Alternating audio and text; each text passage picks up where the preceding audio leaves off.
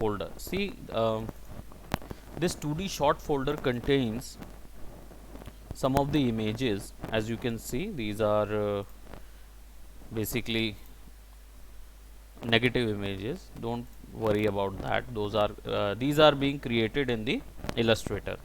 So basically you will get all the environments. These are very high resolution images, though they would take about a little bit more times to, the width and the size of the image and the environment details, right? Everything is being created in the Illustrator in the separate format, right? Plus all of them are basically in the colored and grayscale format. So if I say like this is the color format, the digital painted one, and then all of these,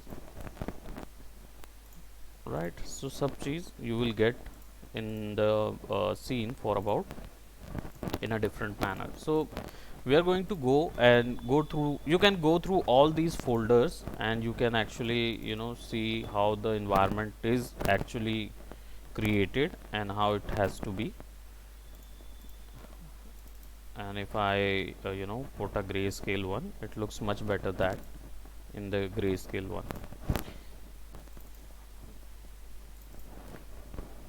So what are these? Basically these are um, both are the values, color values of a particular video or for a image. If we are going to work on the After Effect, we will be needing both of them in order to merge a certain color theme. Okay, so we are going to see that what color theme we are going to follow. This is the light information, the color theme information she has created earlier, and we are going to put all of these scenes into our After Effect, and then we are gonna start working for a 2D one. So there is a character also. She has put all this character also over there. So we are going to animate that character, and there are creatures as well, which you going to see in the particular scene, right? So a lot of creatures she had created. So we are going to animate these creatures, and how to animate all these creatures and their respective, you know so you can see the eyes and everything. There is, she has created everything over here.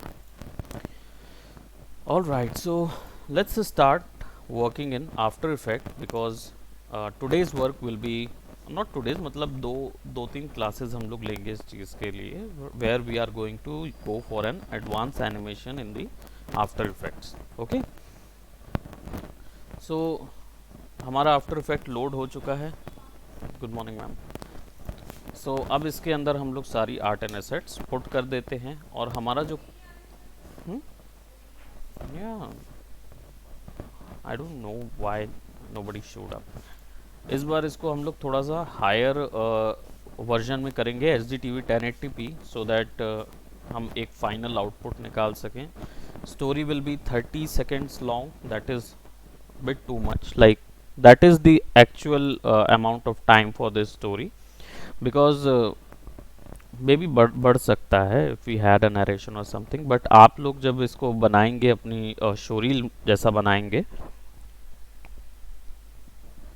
तो 30 second से अधिक का नहीं रखिए कोई भी story को, because आपका जो रिक्रूटर होता है वो उतना ज़्यादा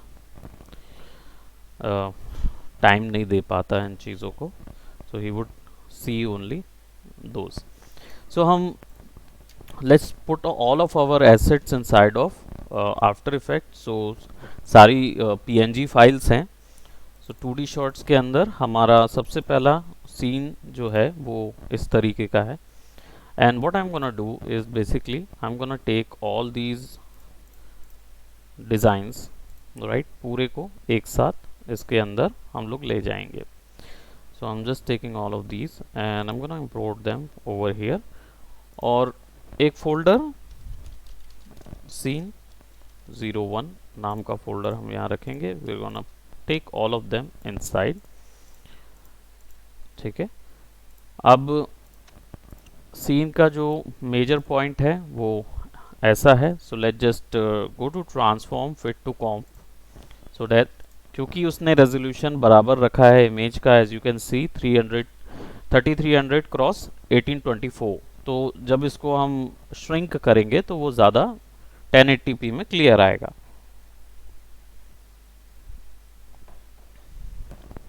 नाउ क्वार्टर व्यू रखा हुआ है ताकि ब्लरी नज़र आए.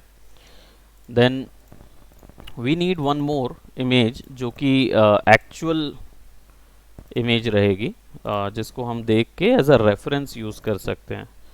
Okay, JPEG is not importing, so let's import this PNG one.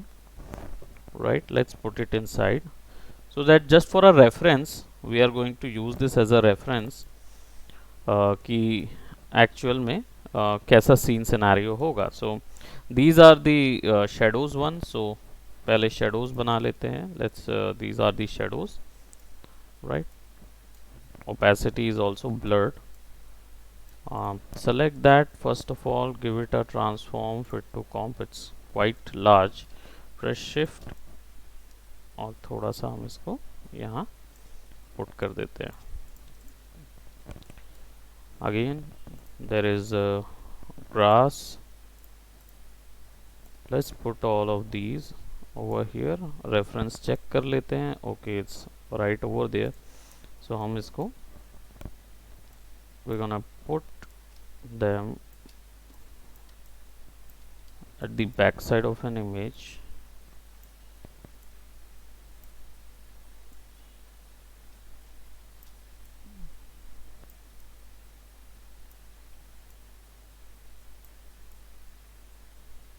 It has to be fixed over here, but एक गड़बड़ी यहाँ हुई है, वो ये कि हमारे पास ग्राउंड प्लेन अलग से नहीं है. सो नो वरीज, हम ग्राउंड प्लेन जो है वो अलग से भी बना सकते हैं. Now don't worry, we are going to do that. और हमारे पास यहाँ पे एक environment है जो कि cloudy है, cloud environment. so we are going to put it somewhat over here. ठीक है, वो इधर आ जाएगा.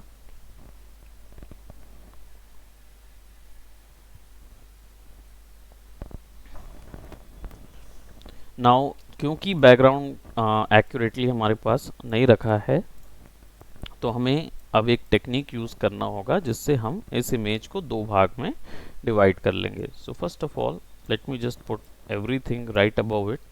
so I have this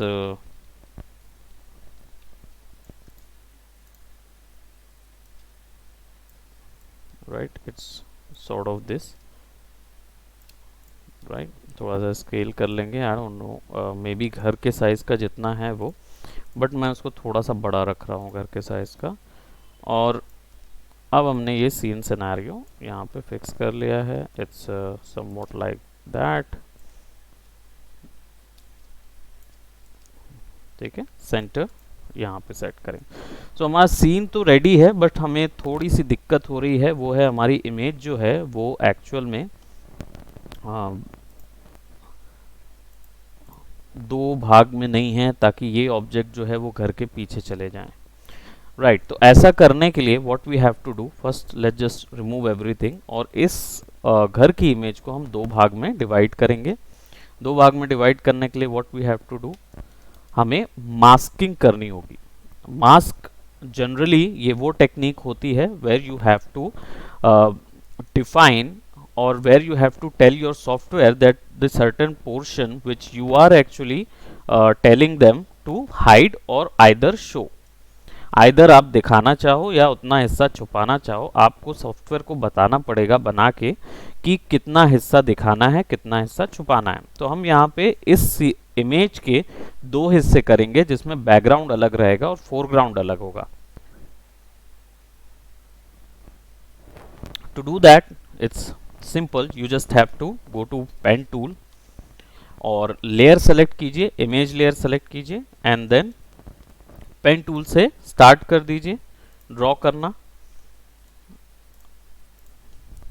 I'm just drawing these.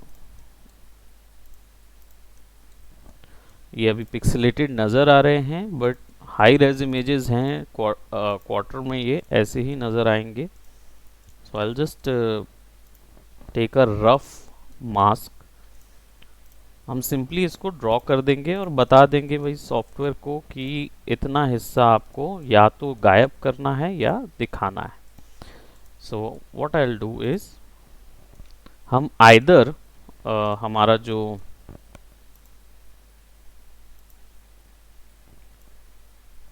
let's add the point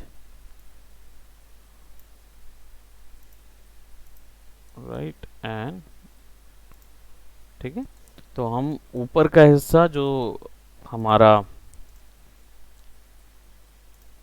sky है वो अभी दिख रहा है राइट. तो एक इमेज में हमारा स्काई दिख रहा है और एक इमेज में हमारा घर जो है वो दिखना चाहिए, ताकि क्या होगा, दो इमेज हमारे पास हो जाएंगी जिसके थ्रू हम उनके बीच में क्लाउड्स एंड बाकी डिटेल्स ऐड कर देंगे. तो अभी देखिए मैंने जैसे ही ये शेप बनाया तो ये शेप जो है नीचे का हिस्सा जो है वो गायब हो गया है एज एन पीएनजी और ऊपर का हिस्सा जो है वो क्या बोलते दिख रहा है. तो मैं इसका डुप्लीकेट कर लूँगा, कंट्रोल डी डुप्लीकेट कर लूँगा और आगे वाली लेयर जो ऊपर वाली लेयर है बेसिकली इसके अंदर जाएंगे and what we are actually going to select, we are gonna select for the mask. See there is a mask property right now which is being shown by this particular shape. So what I'm gonna do is I'm just gonna select this one, the mask one option, because there is only one shape is selected, and I'm gonna click on inverted, right, because it is currently there is only one, so all of these operations are not going to work. Whatever I'm gonna select, they are going to give me somewhat similar output, okay, because these are actually operators, so they need at least multiple masks in order to, at least two masks basically, they need at least two masks in order to give you a certain different output. So what we are going to do, I'm just gonna select it to add and then I'm gonna go for inverted. When I just click on that, I would be able to see that my sky is actually hidden and my house is actually being shown by this particular mask. So the background holds the sky and the foreground holds the foreground of the house. Okay, now what we can do that if I mean this cloud and all of these details were actually right behind your background, so what you are going to do, you will have to put them in between of these layers. आपको इन layers के बीच में इनको रखना होगा. Now you can see कि ये दोनों आगे पीछे आ गए हैं. Now we have all those objects as well in the particular perfect position. Now let's open this one and हमारे पास shadows आ गई हैं. Then there is this object and then there is this fan, right? So now let's, our scene one is ready. Now let's just put another character because we need to work on the characters. Let's just go and select the characters, character wheel. I'm just gonna import them and let me create this group. It's the character old man, right उसका नाम दे देंगे character old man और either we can give directly old man नाम दे देते हैं, CH_ old man नाम दे देते हैं, सो दैट कैरेक्टर का एक्रो भी रहेगा और ओल्ड मैन भी रहेगा. So now we have the old man. Now how do we, now what we can do is everything is now selected and I could actually use them, but all of these layers are pretty messy. I could not able to control them, right? So अगर इन सब चीज़ों को क्योंकि ये सब perfect position में हैं और इनको हम एनिमेट कर सकते हैं. So what we will do, will select all of them and give them a group. Group करने के लिए क्या करेंगे, प्री कंपोज करेंगे. Control shift C will give you a pre compose, और इसको हम दे देते हैं scene 01. So that will be your first scene. इसको ओके करेंगे. अब क्या होगा, हमारे पास एक आ गया. इसको एनिमेट करने के लिए हम लोग बाद में इसको यूज करेंगे सीन 1 को, but currently what I am needing, I'll be needing my character to be over in this particular scene. So character को हम पुट करेंगे, इसको ऊपर में ले आएंगे एंड व्हील को ले आएंगे. ठीक है, और व्हील जो है वो ऑब्वियस सी बात है, इट्स अ डुप्लीकेट, राइट. इसको डुप्लीकेट होना पड़ेगा. सो कंट्रोल डी करेंगे और एक को कैरेक्टर के सामने रखेंगे. That is a good way to manage all your particular layers. So अब इसको यहाँ सेट कर देते हैं. ठीक है, और तीनों को आपस में सेलेक्ट करेंगे और मे बी व्हील को कैरेक्टर्स के साथ ज्वाइन कर देंगे ताकि कैरेक्टर को जहां ले जाएंगे वैसे ही व्हील जाए.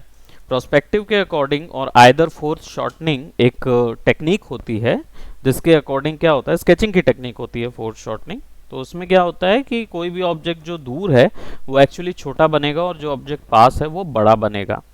तो हमारा जो बोलना चाहिए कैरेक्टर के अकॉर्डिंग लेफ्ट लेग एरिया पे जो व्हील बना हुआ है वो that wheel is actually has to be a little bit scale down.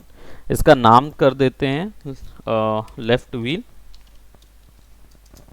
और ऊपर वाले का नाम कर देते हैं right wheel. So left wheel का स्केल जो है उसको हम थोड़ा सा let's go to for about a 50. That's too much, right. 80% रखेंगे सो दैट हमारे सीन के अकॉर्डिंग रहे. सीन को लॉक कर देते हैं because I do not want to mess it around.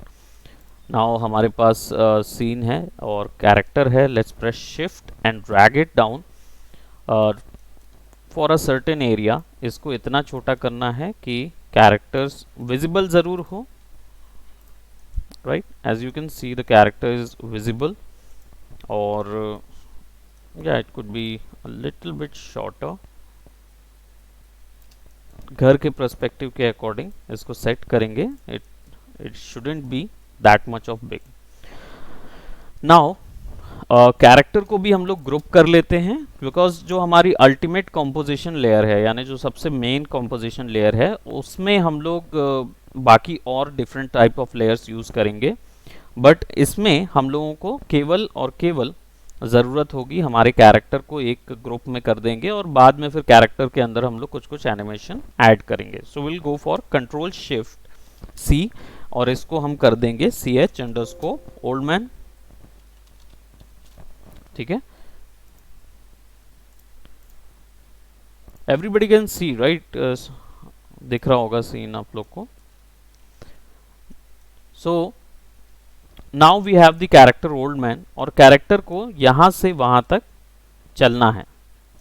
ठीक है, सो यहां से वहां तक चलने के लिए हमारे पास जो कैरेक्टर है उसकी जो एज यू कैन सी कि आपको यहाँ पे पूरा सीन व्यू मिल गया होगा. तो हम कैरेक्टर्स जो है वो बेसिकली अपने यहाँ से घर से शुरू होगा एंड मात्र 5 सेकेंड ये यहाँ से यहाँ तक चलेगा. सिंपल एनिमेशन है. पोजीशन हम लोग वैसे भी एनिमेट करते आए हैं. तो let's just go for a position 1 और इसका जो वाई डायरेक्शन है उस पे हम इसको मूव कराएंगे. तो हमने एक की लगा ली है and will go for about 5 seconds. So let's just go over here. 5 add करके एंटर करेंगे. Now I am gonna move this one position और इसकी पोजीशन जो है वो अप्रोक्सीमेटली हमारी let's just go for an 1900 और आइदर 2000 2200 मे बी या. सो जो भी वैल्यू हम यहाँ देंगे we can actually give this value right over here. ठीक है, तो नाउ यू कैन सी कि मेरा जो कैरेक्टर है वो इधर से चल रहा है और इधर पे जाके रुक रहा है. ओके, अब ये जो कैरेक्टर इधर से चल रहा और इधर रुक रहा है इधर से चल रहा है, इधर से इधर पे आके रुक रहा है, ये कैरेक्टर एक्चुअल में बिल्कुल लीनियर लग रहा है ना। ये बिल्कुल स्ट्रेट चल रहा है, इस जगह पे स्ट्रेट रुक रहा है, इसमें कोई भी डायनेमिक फिजिक्स इफेक्ट नहीं है, कोई भी ऐसा डायनेमिक इफेक्ट नहीं है कि जिसके थ्रू ये लगे कि ओके इसको शुरुआत करने में थोड़ा सा टाइम लगा और फिर बाद में ये वहाँ जाके थोड़ा सा रुका। ओके तो अभी इसलिए ये ऐसा है क्योंकि आपकी जो की फ्रेम्स हैं, जो की फ्रेमिंग्स हैं जो आप यहाँ देख रहे हैं, ये की फ्रेम्स एक्चुअल में लीनियर पे सेट हैं। ओके इनका जो मोशन है वो अभी लीनियर मोशन है, there is no smoothness in motion. Now how will you find out कि इसमें कोई डायनेमिक ऑप्शन नहीं लगा है या लीनियर ऑप्शन नहीं लगा है। बेसिकली आपको पता कैसे चलता है, आपको पता ये ऐसे चलता है कि एक तो पहली चीज पता चलता है आपको, ये डायमंड शेप है। Okay in after effect there are multiple type of keys, keys के मल्टीपल टाइप्स हैं। इसमें जो अभी आप देख रहे हैं that is your linear effect key, जिसमें आपको केवल डायमंड शेप मिलता है। And if you wanted to see the actual motion, जो मोशन है वो कैसा हो रहा है, अगर आपको वो चीज देखना है तो you have to click on graph editor, this small icon over here, you can go and click on that, और either you can go on animation and there are different options there. Maybe let me just see,